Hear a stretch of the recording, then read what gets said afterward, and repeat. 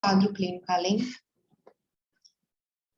além do prurido, da hiperemia, tem uma secreção mucosa que aumenta muito, a fotofobia, quando há acometimento da córnea, embaçamento visual e sensação de corpo estranho, além das papilas tarsais gigantes, né, que podem ser desde menores até esse quadro bem exuberante. Então, no usuário de lente de contato, que ela é muito comum, é frequente a queixa de que a visão começa a ficar instável, a lente movimenta muito, e começa a ter um pouquinho de secreção mucosa. Então, essas são as queixas que levam a gente a pensar em conjuntivite papilar gigante. Por isso que é sempre importante averter o tarso, né, superior, para a gente observar, que é mais comum observar no tarso superior, para a gente ir fazer o exame de um paciente usuário de lente de contato, como em todos os pacientes também. E o tratamento principal nesses casos é remover o irritante mecânico. A partir que a gente tira o irritante, já há uma melhora expressiva. Mas pode ser utilizado, então, colírio, né? E caso no antihistamínico com estabilizador de mastócito não resolva, a gente pode usar também o corticóide durante um curto período. Mas essas papilas aqui, elas tendem a regredir mais rápido só com a remoção do corpo estranho, diferentemente da vernal. Outra forma também que a gente tem que ficar atento é a dermatite de contato. Embora seja muito comum a procura pelo dermatologista, às vezes também o paciente procura o oftalmologista.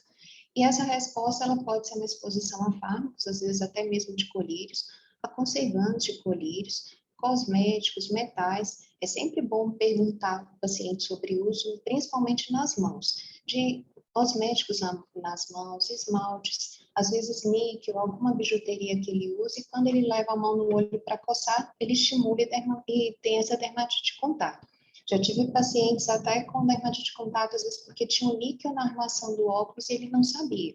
Então, a gente tem que ficar atento a todas essas possibilidades. E é uma reação tipo 4, então precisa de sucessivas exposições para que tenha a sensibilização e a manifestação da doença. E a doença é principalmente característica pelo edema da pálpebra, uma descamação e o eritema, também liquenificação em alguns casos, hiperemia conjuntival e quemose e reação papilar. Então, dependendo do tempo de exposição, a pálpebra pode chegar a ficar liquenificada e ter uma hiperemia, né, tanto da pele quanto da conjuntiva também. O tratamento é interromper a exposição ao alérgeno, assim que descobrir, se necessário, fazer um teste de contato também com o alergista para tentar descobrir, e o agente causal, né, e usar também pomadas, tanto corticóide como imunomoduladores, pelo menor tempo possível. E só relembrando um pouquinho a farmacologia, porque eu não sei se vocês já tiveram essas aulas, o que a gente tem de colírio disponível para tratar a alergia? Então, o cromoglicato de sódio, ele é uma medicação de baixo custo, às vezes para a gente utilizar, né, no Sistema Único de Saúde, mas ele é somente estabilizador de mastócito. Isso é importante lembrar, porque então ele vai levar dias para fazer efeito. Então, no caso de associá-lo na crise, associá-lo a um corticoide.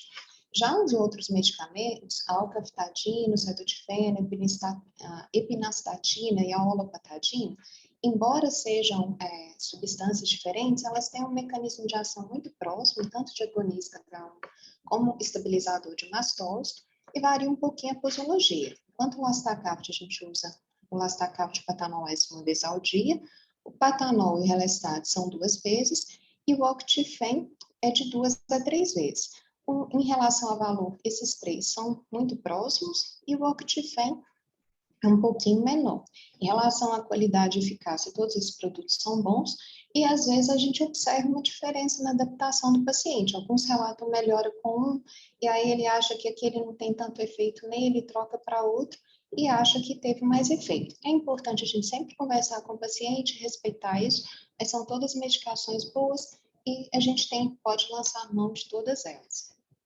Em relação ao corticoide, ele tem um efeito mais potente, porque ele age lá no início da cascata inflamatória, né?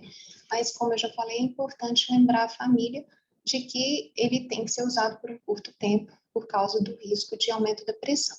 Então, dos colírios que a gente tem disponíveis, o que mais tem risco para aumento da pressão é a dexametasona. Então, sempre que possível, evitar. Eu gosto mais de usar a flormetalona, ou o lotepredinol. E aí a gente usa por um curto período e reduz o mais rápido possível Nos casos de conjuntivite invernal, às vezes a gente tem que reduzir de uma forma mais devagar até a gente alcançar um efeito do imunomodulador. E o tacrolimus é uma medicação que ajuda bastante a gente, né, desde que ele está disponível há mais ou menos 10 anos. A gente tem em São Paulo, na Oftalmos, que agora é a iPharma, e aqui em BH a gente tem na Farmedice e na Citofarma. A gente tem a apresentação tanto de colírio, que pode ser oleoso ou aquoso, geralmente os pacientes preferem o aquoso, mas tem as duas formas, e também de pomada. Atualmente, a Citofarma tem uma maior disponibilidade de concentração, a Farmedice reduziu um pouquinho. Mas é só entrar em contato com as farmácias, que elas disponibilizam isso, inclusive para pacientes que moram fora de BH, elas enviam isso pelo correio, é bem fácil de conseguir. E mudou a qualidade de vida dos pacientes. Mais uma vez, eu quero agradecer a oportunidade de participar, é uma grande honra, uma grande alegria, e fico à disposição para as perguntas. Vou abrir aqui o chat, tirar minha tela aqui para vocês.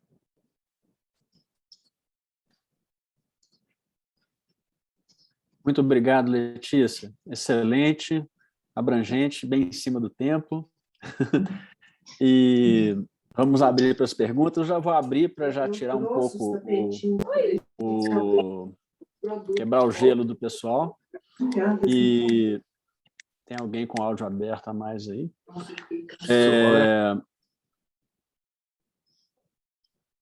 A minha pergunta é sobre o tacrolimus, Letícia. A gente sabe, você acabou de mencionar, né, da preferência dos pacientes pela farmacosa, isso é uma coisa que todo mundo vê. Teria alguma vantagem, alguma situação de usar o oleoso? Porque realmente eu já deixei de usar há algum tempo por isso, agora eu fico pensando se o oleoso teria alguma vantagem sobre o aquoso, até para ele poder continuar existindo, né? Em relação ao veículo oleoso, ele permaneceria mais tempo na superfície, né?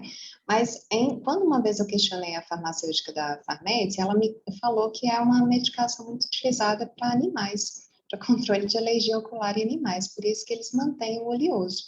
Mas que os pacientes, que até, né, eles são mais resistentes, então ficaria mais na superfície. Mas os pacientes queixam muito. De início, a gente usava mais a pomada em criança para quando ela chorasse, tivesse lacrimejamento, não se perdesse. Mas hoje a tolerabilidade do aquoso é muito boa. No início, eles começaram a ter um pouquinho de dificuldade com o conservante, mas hoje, mesmo as crianças menores, não tem problema de adaptação, não. Então, a maioria dos pacientes prefere a forma aquosa mesmo, mas é bom ter a pomada, né? Até para a gente, se quiser usar na pele, com risco de cair no olhinho da criança, às vezes eu passo a manipulada oftalmológica também, mas continua existindo, segundo eles, por esse motivo. Uhum.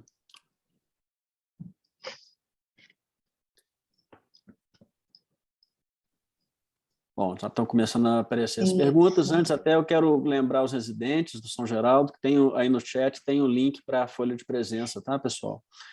Então, a Roberta está perguntando se poderia ajudar na estabilidade do... Você está vendo o chat também aí, Sim, estou vendo. Então, você pode ir seguindo aí com o seu ritmo.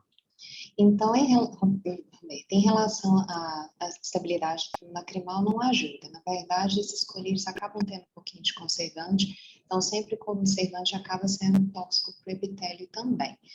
O que ajuda é aumentar a lubrificação, e aí os lubrificantes a gente tem que pensar, se possível, se o paciente tiver condição de usar um colírio que não tenha conservante, lembrando que vai ser para sempre, né, de preferência, ou não, se ele não tiver, um conservante que não agride a superfície ocular. O lubrificante vai ajudar a estabilizar o filme e vai lavar também, né, essas substâncias inflamatórias que são tóxicas para o epitélio. Então, sempre lembrar de lubrificar e ainda diminuir um pouquinho o prurido, dá conforto. Em relação ao cuidado específico do tacrolimus, a gente sabe que ele tem uma nefrotoxicidade, mas nessa dose que eu falei, até 0,1, de 6 em 6 horas, 4 vezes ao dia, não tem necessidade de monitoramento, não. Já foi muito questionado em relação à toxicidade do tacrolimus para o limbo, mas até hoje não existem estudos mostrando. Então, já tem mais de 20 anos que a gente usa na oftalmologia e até hoje não se viu toxicidade nem para o limbo, nem para o endotélio. E nessa dose é muito baixa para causar uma nefrotoxicidade. Então, respeitando a dose de até 0,1, 6 em 6 horas não é necessário. O que a gente usa mais na prática, que já tem um controle, é o 002 de 12 em 12 horas, que é uma dose muito menor. Quanto à pomada de corticoide, em dermatite de contato, às vezes o que a gente tem mais disponível na oftalmologia é a de dexametasona, mas os dermatologistas gostam, né, de pomadas com uma potência menor, sim. Então, por exemplo, o Toxon. Em geral, esses pacientes eu acompanho junto com o dermatologista, mas às vezes só o tacrolimus pomada, ele leva um tempo maior para tirar da crise, mas já controla. Então, em alguns pacientes, só o tacrolimus já resolve, às vezes precisa da pomada. Se for um paciente que você tem, acha que vai fazer o controle direitinho, você pode até usar dexametasona, se não preferir um outro como o Thompson, ou outros de menor potência, né, com menos fluorados. Esther, muito obrigada. Então eu já respondi as duas, né? Mas se tiver qualquer dúvida, pode repetir aqui. O Lucas, meu colega de residência, obrigada, Lucas, pela participação. Eu uso o tacrolimus aquoso na concentração de 0,02. Eu tenho um bom controle com essa dose e eu não vejo necessidade de usar numa concentração, por exemplo, 0,03. Eu nunca tive paciente que precisou de 0,1. Então, geralmente, eu dou preferência ao 0,02 de 12 em 12 horas. Mas o 0,03 também é tão seguro quanto. E crianças menores de 2 anos, em relação a colírios de alergia, eu sei que nas bulas, geralmente eles falam que é mais seguro a partir de criança, algumas de 2, algumas de 3. Mas se houver necessidade, Lucas, eu uso qualquer um desses orientando para os pais que na bula não tem, mas que até hoje não foi descrita toxicidade ou algum problema. E do tacrolimus, geralmente eu não tenho paciente com conjuntivite invernal, que é a maior necessidade da gente, em crianças abaixo de 2 anos, não. Não sei da sua experiência no Mato Grosso, mas aqui a gente tem geralmente em crianças um pouquinho maiores, né? Geralmente na faixa de 5 a 6 anos, ou um pouquinho mais novas que isso. Eu não tive nenhum paciente com menos de 2 anos até hoje com isso, não. Mas eu me sentiria mais segura ao usar o tacrolimus se necessário, do que usar o corticoide cronicamente. Veículo glorioso à base de linhaça. Obrigada, Paulo, pelo esclarecimento aqui. Então, assim, a gente sabe que a linhaça tem, né, realmente propriedade dos ômegas, né? O uso de ômega, geralmente a gente usa ômega 3, mas quando o paciente tem alguma contraindicação ou tem uma dieta mais vegana, a gente pode usar um ômega à base de linhaça, sim. O ômega tem uma atividade anti-inflamatória para o olho seco comprovada, mas eu só sabia dessa atividade sistêmica. Existe uma comprovação, até as citotoxinas, elas diminuem, né? Tem uma diminuição de interleucinas e interferon medidas nesses pacientes que usando o ômega por mais que 6 semanas. Então, eu sempre prescrevo para os pacientes que têm olho seco, ajuda bastante. Eu só não sabia que tinha essa forma de apresentação tópica para cães, então, porque para humanos a gente usa a sistêmica. Eu não tinha visto estudo ainda para forma tópica. Excelente, vou buscar saber. Obrigada. Mais alguém? Acho que foi tudo aqui, né? Das perguntas de chat, sim. Obrigada. Muito bom. Então, estamos em cima do tempo, Letícia. Muito obrigado, viu, pela sua aula, por ter aceitado o nosso convite. Imagina, é um prazer. Sei que você está aí com problemas aí na sua casa, aí, né? Melhoras aí para todos. De saúde aqui, vou acompanhar a família que está operada aqui. Vocês me dão licença. Felizmente não vou poder participar da aula da Camila. Mas muito obrigada, excelente. Então, feliz 2022 para todos, né? Paulo e todos vocês. Foi uma grande alegria participar. Muito obrigada e permaneça à disposição. Qualquer coisa, podem entrar em contato. Vou deixar meu e-mail aqui, contato. Obrigada. Joia, obrigado, Letícia. Então, nós já vamos passar para o próximo assunto. Vamos convidar a doutora Camila Munayer, que vai nos falar sobre as conjuntivites infecciosas, com certeza com muito assunto para a gente discutir aí, né, Camila? Então, fica à vontade, pode iniciar o compartilhamento, a sala é sua. Boa noite. Então, primeiro eu gostaria de agradecer o convite, doutor Frederico, doutor Leonardo, parabenizar a doutora Letícia pela excelente aula. Eu queria só perguntar se vocês estão vendo a minha tela certinho, inteira? Tá ok. Então tá bom. Então, a gente vai começar falando de conjuntivite, né, os conceitos iniciais. A conjuntivite é a inflamação da conjuntiva, aquela membrana translúcida que recobre o globo ocular, né, por dentro das pálpebras, indo até o limbo. E o paciente, ele comparece com inúmeras queixas, né? Ele pode queixar de uma sensação de areia, ardência, prurido, irritação. E ao exame, a diversidade de sinais é muito grande e, às vezes, são esses sinais que vão nos ajudar a entender, assim, a presumir qual que é o diagnóstico.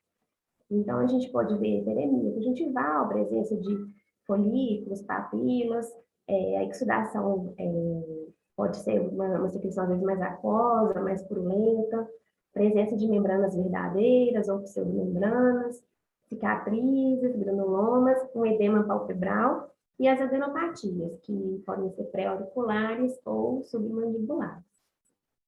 Então, lembrar lá do básico, né? Diferenciar folículo e papila. Lembrar que o folículo tem aquele centro germinal linfóide subepitelial. E os vasos de sangue eles vão correr ao redor ou sobre o folículo.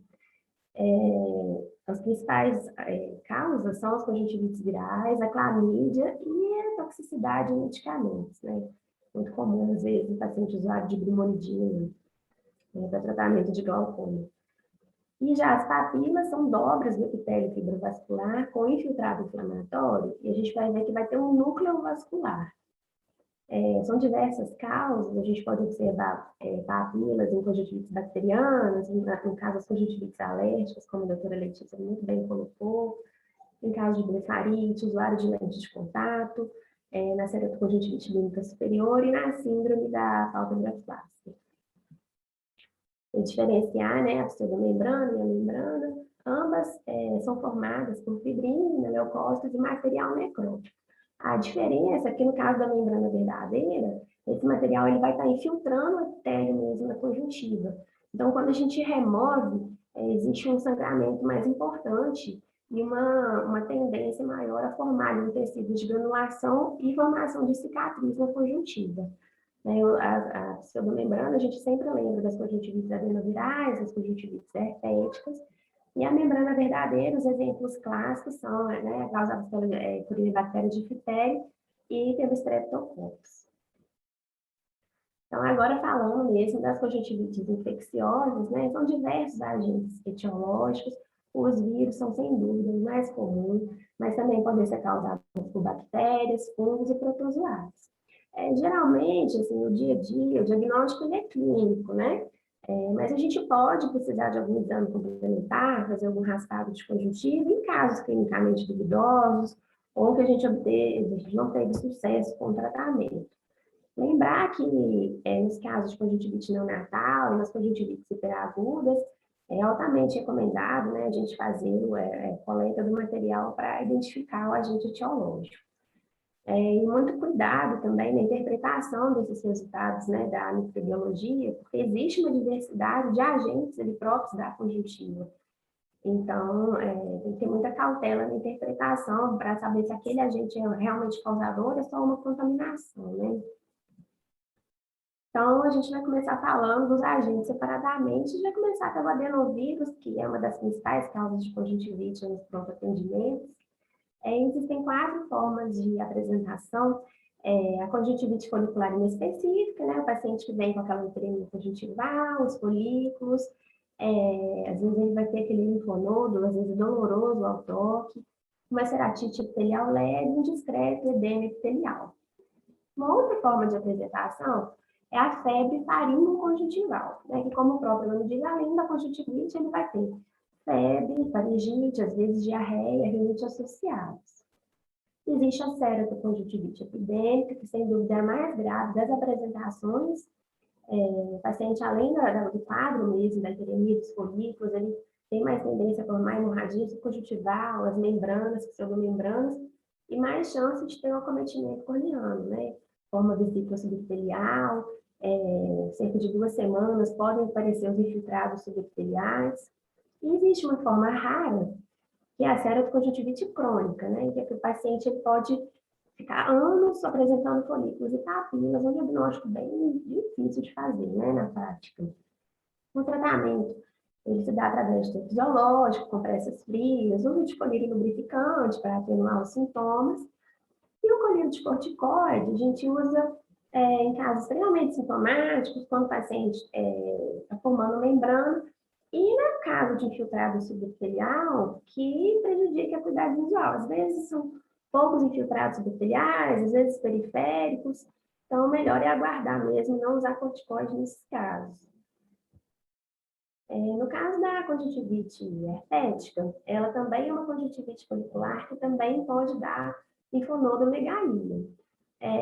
Ajuda muito no diagnóstico quando a gente tem a presença das vesículas nas pálpebras, né? E às vezes esse paciente ele pode apresentar uma ceratoconjuntivite, com lesões dendríticas, às vezes corneanas, que também vão ajudar o diagnóstico. E o tratamento é o uso da pomada do aciclovir por 7 a 14 dias. Existe a conjuntivite pelo molusco contagioso. Ele é um toxivírus de DNA que infecta geralmente crianças pequenas, de 2 a 4 anos.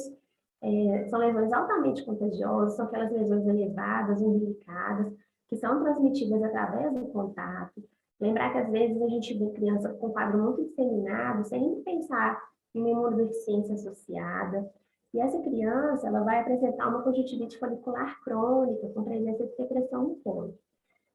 Essas lesões elas são autolimitadas, mas às vezes a remoção ela pode ser necessária. Tem esse caso aqui dessa lesão, a própria presença dessa lesão aqui próximo aos cílios, ele pode causar algum atrito ali na córnea, na conjuntiva, prolongando o quadro da criança. Então é importante fazer essa remoção.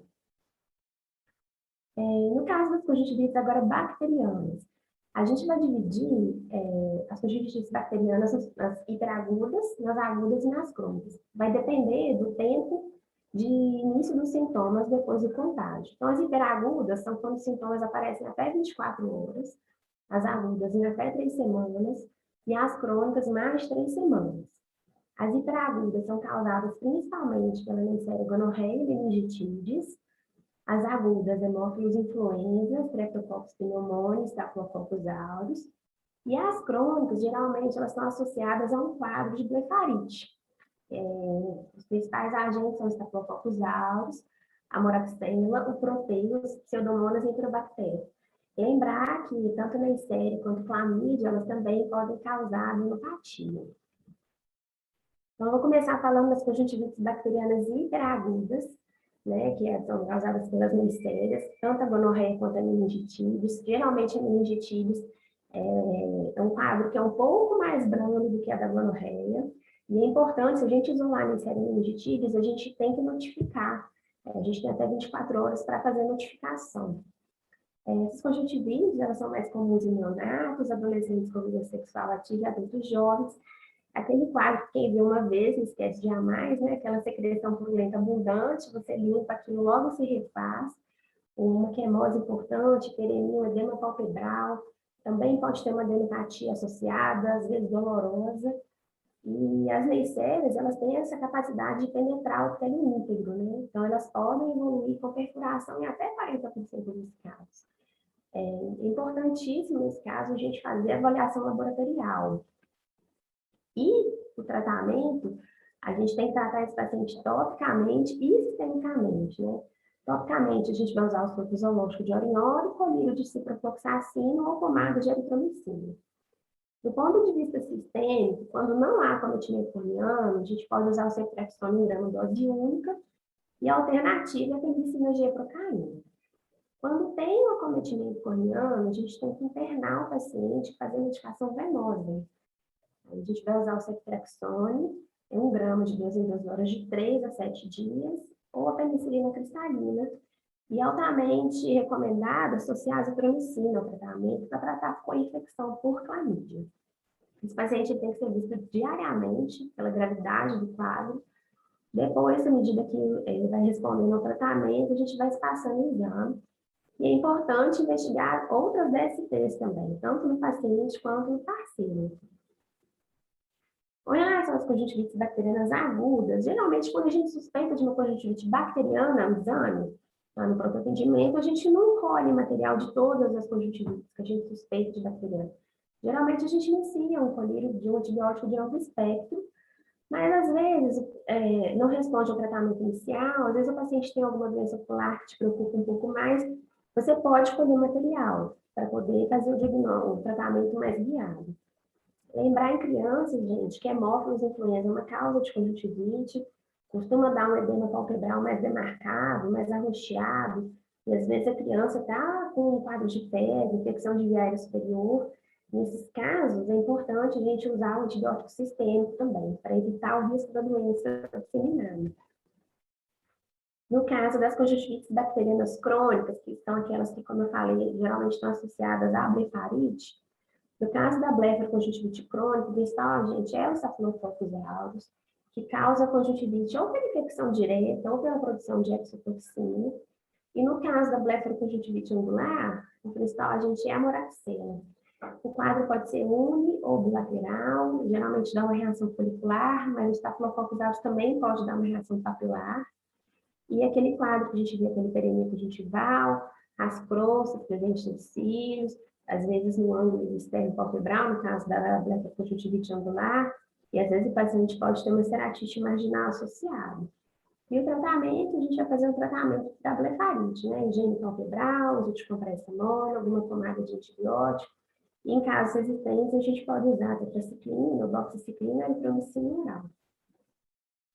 Agora eu vou falar das conjuntivites neonatais. As conjuntivites neonatais são aquelas que ocorrem nas primeiras 4 semanas de vida. É importante a gente fazer coleta de material nesses casos. A gente não espera ver reação folicular em criança tão pequena, pela falta de maturidade linfocitária mesmo. E as conjuntivites neonatais têm diversas causas.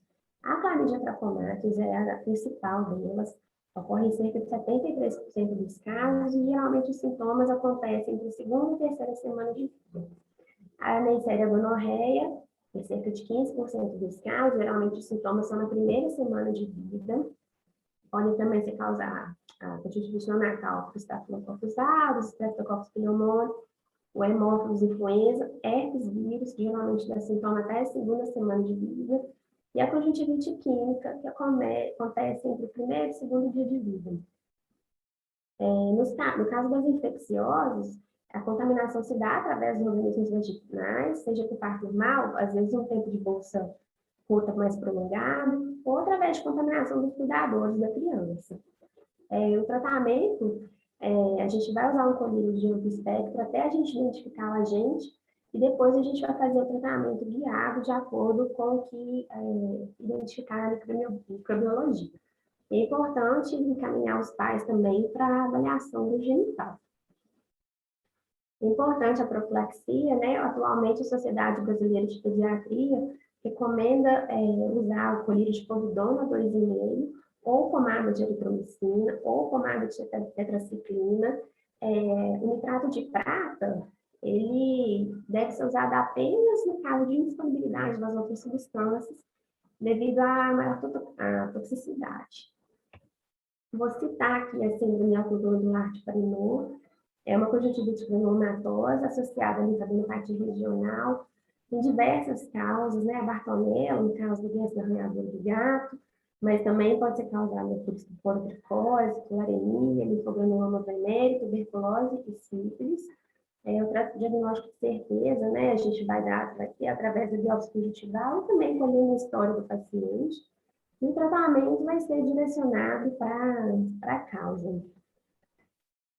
E para terminar, eu vou citar aqui as conjuntivites mais relacionadas à clamídia, né?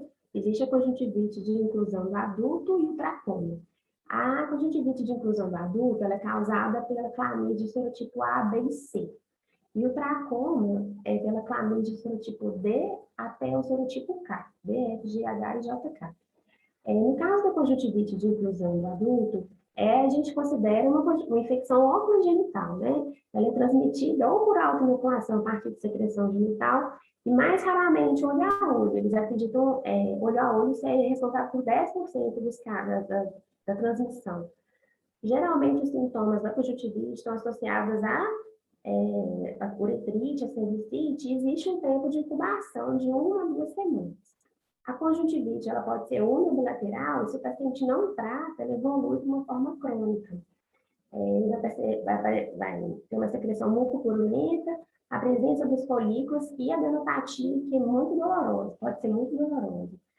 Pode ter um acometimento corneano, então pode ter uma ceratite epitelial periférica, às vezes infiltrados epiteliais e uma vascularização superficial da córnea superior. O tratamento, a gente usa geralmente azitromicina, 1 grama dose única, existem outras alternativas orais. Topicamente, não é recomendado fazer tratamento puramente tópico, né, com pomada de tetraciclina, fluoroquinolona, sempre fazer o tratamento sistêmico associado. Importante tratar os pacientes sexuais, encaminhar o paciente também para uma avaliação do genital. E com relação ao tracoma, infelizmente, ele ainda é uma das principais causas de cegueira prevenida do mundo, né? Está associado a más condições de higiene, de saneamento básico. Ele é transmitido através de mãos, fômicos e moscas. O problema do tracoma são as reinfecções frequentes que esses pacientes geralmente estão sujeitos devido às más condições de higiene e de saneamento básico. Então, ele se infecta uma vez, se infecta de novo, se infecta de novo. E essas conjuntivites excessivas são a causa dos danos que o tracoma vai causando e o que leva à cegueira. Então, ele começa causando uma reação folicular, né? A gente classifica o tracoma como folicular quando tem pelo menos 5 folículos de meio milímetro no tarso superior. O tracoma folicular intenso é quando, além dos folículos, o paciente tem uma hiperplasia papilar que não permite a gente visualizar os vasos tarsais. Então, essas conjuntivites recorrentes vão levando a uma cicatriz, formação de cicatriz no tarso superior. Quando essas cicatrizes elas vão se confluindo, elas podem formar aquela linha de Alt, que é bem característica. Então, essas cicatrizes, elas vão deformando a anatomia da pálpebra. Então, pode formar uma triquíase tracomatosa, e quando a gente vê pelo menos um cílio triquiático ou uma evidência de dilação, e essa triquíase, ela pode gerando um dano na córnea, e a presença das cicatrizes também, que vão levando a opacidade da córnea sobre a pupila. Lembrar, né, das focetas de Hellert, principalmente as residentes, né, que são aqueles folículos na região do limbo que regrediram. Então, às vezes, o paciente tem a conjuntivite, ela melhora, e aí ficam com essas focetas no limbo.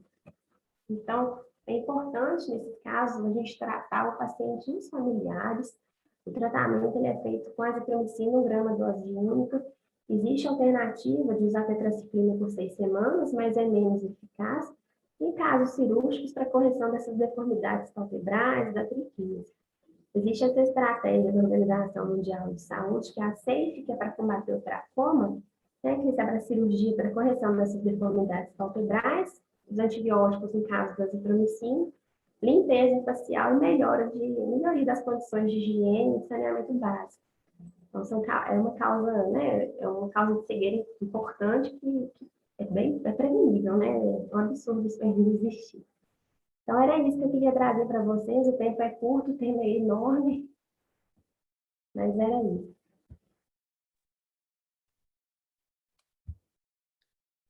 Muito obrigado, Camilo. O tempo é curto, mas você deu conta muito bem, viu? Foi excelente. Abordagem também, nota 1000. Eu já quero fazer uma pergunta para você, para iniciar também. Primeiro, falando dos conjuntivites adenovirais, né, que são muito frequentes no nosso consultório, de todo mundo, né, do oftalmologista geral, tanto quanto do especialista em córnea e doenças externas. Um tempo atrás, foi falado do colírio de povidona para o tratamento na fase aguda. Como é que está isso daí? Você viu alguma coisa a respeito? Eu não tenho Isso acho que não foi para frente, né? Não. Eu não tenho experiência com isso, não. Você tem, Frederico? Não, eu nunca usei, também O que eu vi na época parecia que tinha resultados promissores, mas não partiu muito para frente. Eu também não faço isso. Na verdade, eu não sei de muita gente que faça, não. Eu te perguntei justamente para ver se você tinha visto alguma coisa nas suas revisões. E quanto ao uso de colírios de corticoide, na fase mais tardia, quando tem os depósitos já cicatriciais, né, que ficam presentes na córnea, né, depois que passou a infecção, que você acha? É muito complicado, né? O paciente, às vezes, ele começa a usar, melhora um pouquinho, à medida que, às vezes, vai reduzindo, o infiltrado volta, o paciente fica frustrado. Então, eu tento evitar ao máximo usar, eu deixo para usar mesmo quando tem algum prejuízo na atividade visual que justifique tentar, né? E conversar muito bem com o paciente, explicar os riscos, né, do uso do corticoide.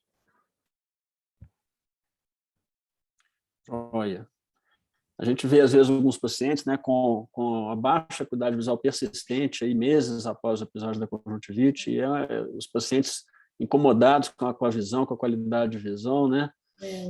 São casos que dão trabalho, às vezes, no consultório mesmo, né? Eu já fiz, eventualmente, até PTK em alguns casos, né?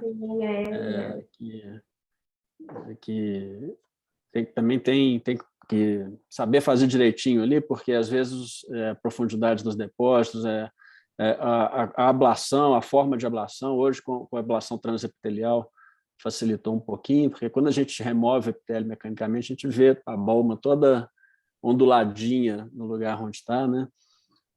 O laser pode ajudar em alguns casos fazendo adequadamente. Ainda não pintou nenhuma pergunta aqui no chat. A sua tela ainda está compartilhada aqui para mim, Camila, só para a gente poder ver os carinhos de quem tiver aqui.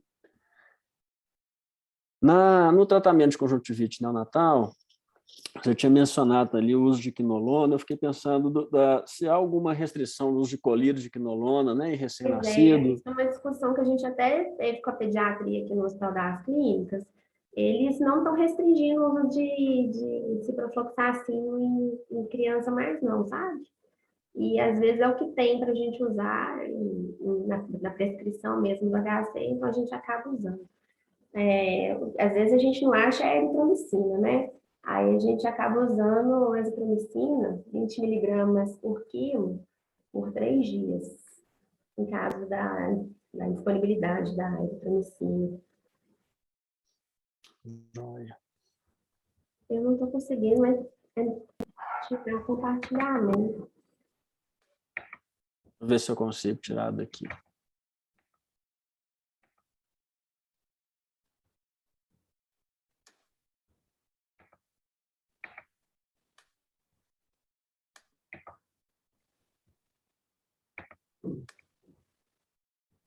Bom, eu te interrompi aqui. Isso. Bom, alguém com alguma pergunta de novo? Acho que você foi muito clara, viu, Camila? Porque o pessoal não está perguntando nada. O pessoal que está sabendo tudo. Eu vou divulgar mais uma vez o link de presença para os residentes. Camila, então, ó, vai ter um webinar da Brasques agora sobre crosslink, que eu acho que muita gente que está aqui pode estar interessado, começa às 20h30, como nós ainda temos aí 3 minutos para as 20h30, dá tempo da gente encerrar e já convidar o pessoal para o webinar da Brasques. O Frederico Bicalho, que é do nosso time aqui, vai dar aula aqui no nosso curso, está lá organizando esse webinar, parece ser muito bom. Então, eu quero agradecer você, Camila, Letícia, que já foi, a todos que estiveram aqui, e já deixar o convite para a próxima terça-feira, que nós vamos seguir o nosso curso. Semana que vem vamos estar dedicados a ceratites, e é isso daí. Então, muito obrigado a todos. Nós ainda, para quem está perguntando, não decidimos sobre a disponibilidade no YouTube, não depende só de mim, eu estou pretendendo colocar, pelo menos por tempo limitado, a gravação das aulas no YouTube após, para quem não pode acompanhar aqui. Então, acredito que vai ser possível sim, tá? Então, pessoal, muito obrigado a todos. Vejo vocês na terça-feira que vem. Boa noite.